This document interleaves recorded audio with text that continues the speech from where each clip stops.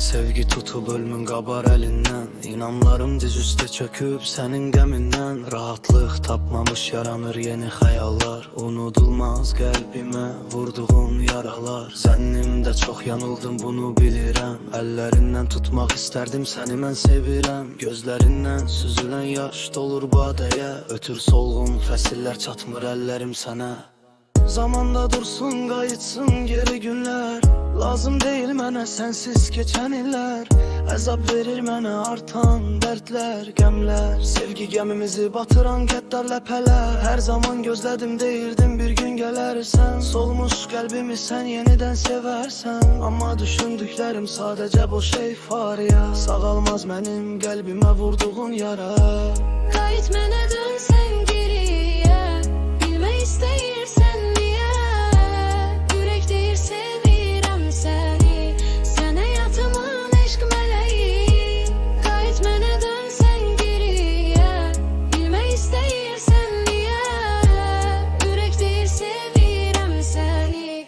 Sən həyatımın eşq mələyi. Ölüm düşüncəm qaralanmış dəftərim. Tək sənədir, qeyrisinə yoxdur hisslərim. Qəribəm yaşadığım kiçik dünyamda. Sənin gülüşlərin canlanır mənim xülyamda. Hər zaman əksin gələrdi mənim kör gözümə. İncə yağız damcılar səpələnir üzümə. İllərim, aylarım puç olmuş ümidlər. Sevgi ərazimə çəkilmiş tikanlı məftillər. Apar məni də uzaqlara, tənhalıqdan uzaqlaşım. Küskün həyatla vidalaşıb talimlə barışım. Axı hansı gəmi yelkənsiz, hansı quş qanadsız. Tək mən sənin dərin sevgində olmuşam limansız. Qanlı qızıl güllər səpələnib yerlərə.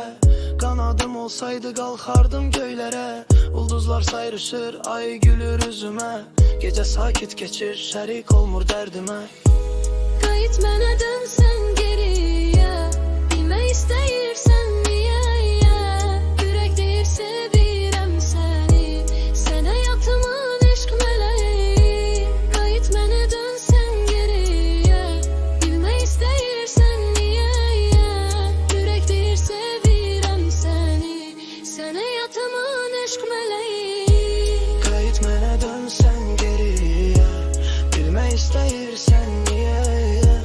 Ürək deyir sevirəm səni. Sən həyatımın eşq mələyi. Qayıt mənə dönsən geriyə. Bilmək istəyirsən niyə? Ürək deyir sevirəm səni. Sən həyatımın eşq mələyi.